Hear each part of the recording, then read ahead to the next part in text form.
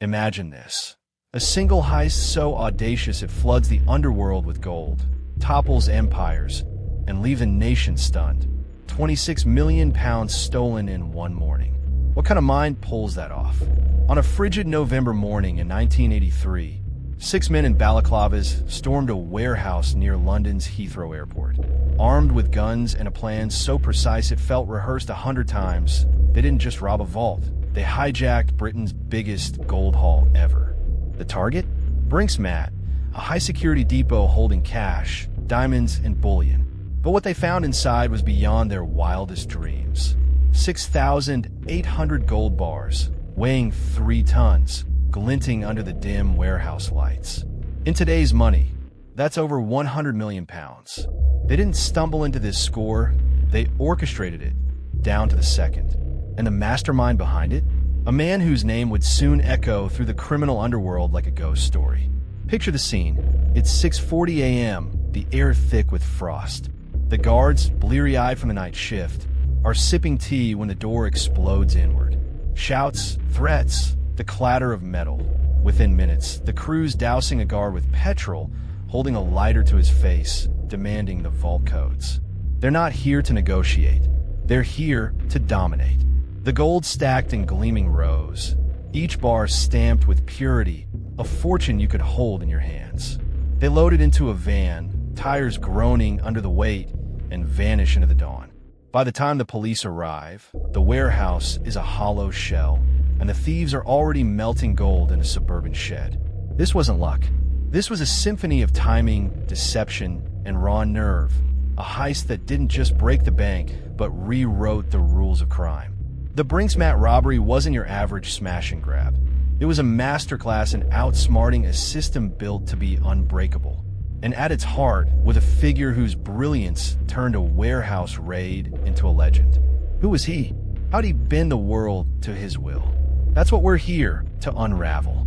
Welcome to the Mastermind Files True Crime, where we don't just recount the chaos. We peel back the layers of the minds behind it.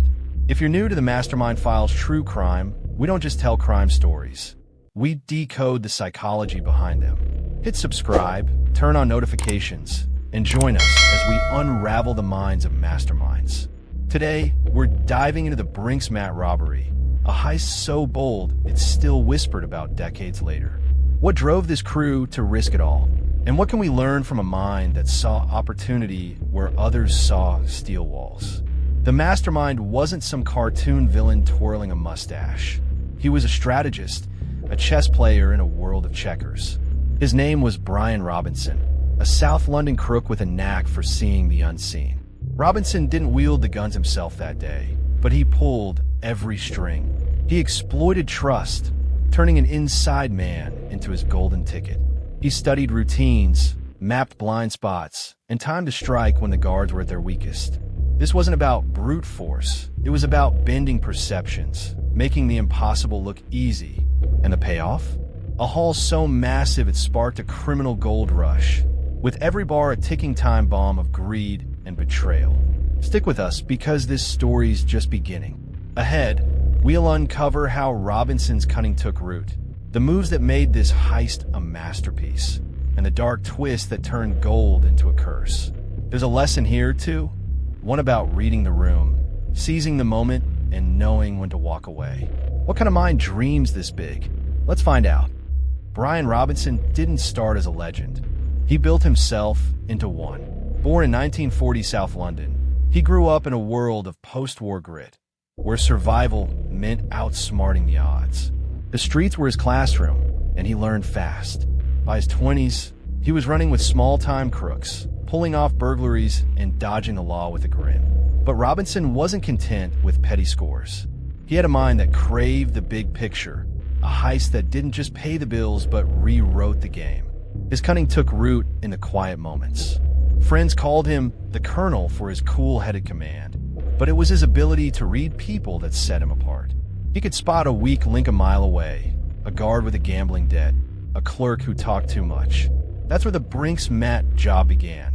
With an inside man, Anthony Black, a security guard at the warehouse. Robinson didn't stumble across Black. He cultivated him. Over months, he worked the angles, casual chats, a few drinks, a nudge toward temptation. Black wasn't just a pawn. He was the key to the vault, and Robinson turned him with the precision of a locksmith. The first plot point clicked into place in early 1983. Robinson wasn't dreaming alone. He'd assembled a crew, each man handpicked for their nerve and skill. There was Mickey McAvoy, the muscle with a temper, and Tony White, the driver who could vanish in traffic. They met in smoky pubs and back rooms, sketching plans on napkins, timing guard shifts down to the minute. Robinson's brilliance wasn't in the violence. It was in the rehearsal. He drilled them like a director staging a play. Every line memorized, every exit clear. The warehouse wasn't just a target. It was a puzzle he'd already solved. The scheme was simple on paper. Hit the depot, grab the cash, get out. But Robinson knew the real score lay deeper. He'd heard whispers of gold shipments. Unconfirmed, but enough to gamble on. That's the psychological edge he wielded. He didn't just plan for what he knew. He planned for what he sensed. While the crew prepped guns and vans, Robinson was mapping the aftermath. How to move the gold, who to trust, where to hide it. He wasn't stealing for today. He was building an empire for tomorrow. Picture them in the weeks before. Robinson leaning over a table, cigarette dangling, pointing at a crude map. "We go in at dawn," he'd say, voice steady. "Black opens the door, we take the lot." No hesitation, no doubt, just a mind that saw every move before it happened. The stakes were sky high. A botched job meant prison, or worse. But Robinson thrived on that edge. He wasn't reckless. He was calculated, turning fear into fuel. The plan took shape in shadows, each step a thread in a web only he could see. He'd exploited Black's trust, timed the strike to perfection, and bet on a haul bigger than anyone dared dream. But this was just the opening act. The real test was coming. How to pull it off, how to keep it, and how to outrun the chaos he'd unleashed. The gold was waiting, and so was history. What happens when a mind this sharp meets a prize this big? Stay tuned. The heist hit like a thunderclap on November 26, 1983, and the scheme exploded into something bigger than even Robinson had imagined. The crew didn't just walk away with cash. They stumbled into a gold mine. 3 tons of bullion, stacked like bricks, turned a tight plan into a logistical nightmare. This was the second plot point, the moment the job went from bold to biblical. Robinson's vision had been audacious, but now it was teetering on the edge of genius or collapse. They'd rehearsed the entry, the threats, the exit, but not this. The van sagged under the weight, gold bars clanking as they sped off. Robinson wasn't there, of course. He never got his hands dirty. He was miles away, waiting for the call, a puppet master who'd just pulled off the impossible. But the psychological tactics he'd honed were on full display. Take Anthony Black. Robinson hadn't just bribed him. He'd rewired him. Black's fear of the crew's guns was real, but his loyalty to Robinson was deeper. A trust built over months of subtle manipulation. That's how you bend a man without breaking him. The crew's next move was pure misdirection. They didn't scatter. They regrouped at a safe house, a nondescript cottage where the real work began. Melting gold isn't easy. It's loud, hot, and reeks of chemicals. But Robinson had planned for that, too. He tapped a fixer, a jeweler named Kenneth Noy, to smelt the bars into something untraceable. Picture it. A shed glowing red, the hiss of molten metal, Noy's steady hands turning fortune into disguise. Robinson's strategy wasn't just the heist. It was the cover-up, a chess move 3 steps ahead of the cops. Here's a takeaway straight from his playbook. Leverage authority to control the room. Robinson didn't scream or threaten. He projected certainty. To Black, he was a lifeline. To the crew, a commander. In your own life, it's the same game. Whether it's a negotiation or a tough conversation, confidence can flip the script. People don't question what feels inevitable. Robinson made the heist feel like destiny, and that's why it worked. But the stakes were climbing. Word spread fast, too fast. The underworld buzzed with whispers of gold, and the police weren't far behind. Scotland Yard launched Operation Orchid, a task force hell-bent on cracking the case. Robinson's crew was tight, but greed's a funny thing. it loosens tongues. The gold was too big to hide, too hot to hold. They'd outsmarted the vault, but could they outsmart each other? Tension simmered as the plan stretched thin, every bar a temptation to betray. The brilliance was fraying at the edges. Robinson's mind had carried them this far, but the second act was unraveling. Noise smelting couldn't keep up. The gold was piling up in garages and sheds, a glittering liability. And then there was Mickey McAvoy, the hothead who'd started flashing cash. New cars, a mansion, a trail even a rookie cop could follow. Robinson's control was slipping, and the cops were closing in. Had he misjudged his pawns? Or was there a bigger play still up his sleeve? The answer's coming, and it's a doozy. The twist hit like a sledgehammer. One of Robinson's own turned Judas. Anthony Black, the inside man, cracked under pressure. By December 1983, the police had him in custody, and he sang. Names, dates, the whole playbook. Black spilled it all, trading his soul for a lighter sentence. This wasn't just a betrayal, it was a seismic shift. The Mastermind's web, so carefully spun, was tearing apart. Robinson didn't flinch, at least not outwardly. He'd built this operation on trust, but he wasn't naive. He'd always known men like Black were weak links. He'd just hoped the fear would hold longer. Now the psychological fallout was immediate. The crew scattered, paranoia seeping in. Mickey McAvoy, already reckless, went deeper underground, while Kenneth Noy burned evidence in a shed, the air thick with panic. Robinson stayed calm, recalibrating. His mind didn't dwell on the loss. It raced to the next move. Picture the scene. A safe house, curtains drawn, the crew hunched over a table. Robinson's voice cuts through the tension. We stick to the plan. Move the gold, keep your mouth shut. But the facade was cracking. Black's confession wasn't just words. It was a map to their downfall. The police raided McAvoy's new mansion, finding nothing but suspicion. Noy's smelting operation was next, a charred crucible the only clue. Robinson's strategy shifted to survival, misdirection on a grander scale. He funneled gold through back channels, laundering it into cash, jewelry, anything that didn't scream Brink's mat. The pressure was suffocating. Scotland Yard wasn't playing games. Operation Orchid had teeth, and they were biting closer. Robinson's brilliance had been in the setup, but now it was about endurance. He leaned on his psychological mastery.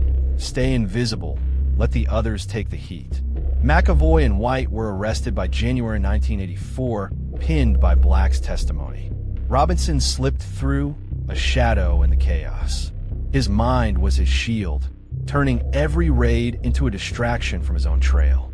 To our loyal subscribers, thanks for decoding these masterminds with us on the Mastermind Files True Crime. Keep those comments coming. We love hearing your theories.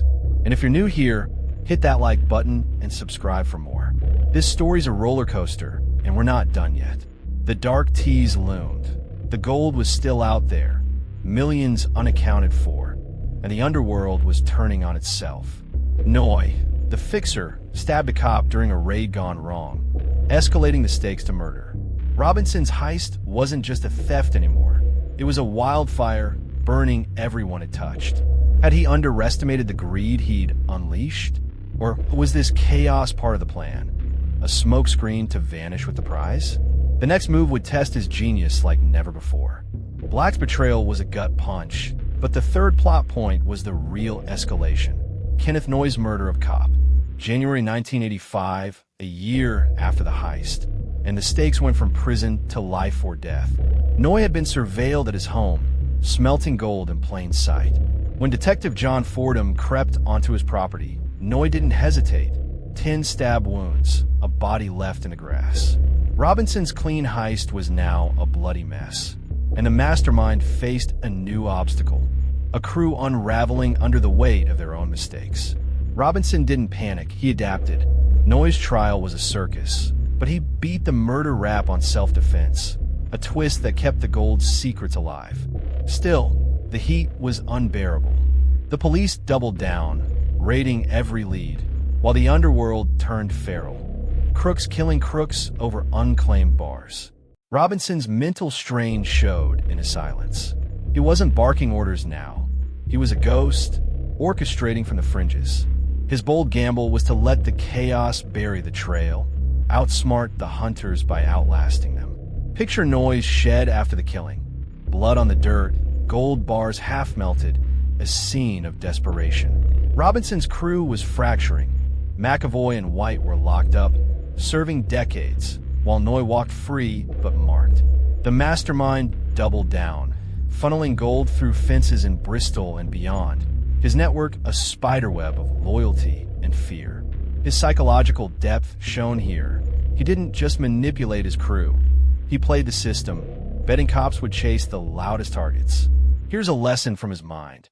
Influence is power, but timing is everything. Robinson didn't force loyalty. He seeded it, knowing when to push and when to fade. In life, it's the same, whether you're closing a deal or winning an argument. Pick your moment. Strike too soon, you lose. Wait too long, it's gone. Robinson's waiting game kept him free, even as the noose tightened. The stakes soared higher. Millions in gold vanished. Some smelted, some buried, some lost to double crosses. The police recovered a fraction, but the rest? A fortune still out there, taunting them. Robinson's scheme was teetering. Had he outsmarted the law, or had he miscalculated the human cost? The climax was near, and it wouldn't be clean. Would his genius hold? Or would the gold's curse claim him too? The answer's a heartbeat away. The climax came not with a bang, but a slow unraveling. By 1987, Robinson's empire of gold was a house of cards, brilliant, brittle, and collapsing. He'd outmaneuvered the initial raids, but the long game caught up. Scotland Yard nabbed him in a sting, his freedom traded for a tip-off from a fence-turned-snitch. The heist triumphed in its audacity. Pound 26 million stolen, most never recovered, but crumbled under its own weight. The Mastermind's final shocking insight? He planned the perfect crime, but not the perfect escape. Robinson's psyche was a maze. He didn't rant or rage in custody. He sat quiet, a man who'd seen the board and lost the match. His fatal oversight wasn't the heist. It was the aftermath. He'd banked on loyalty, but greed outbid him. Mickey McAvoy's flashiness, Noy's violence, Black's cowardice, each a crack he couldn't seal. His strategy had been flawless until it met human nature.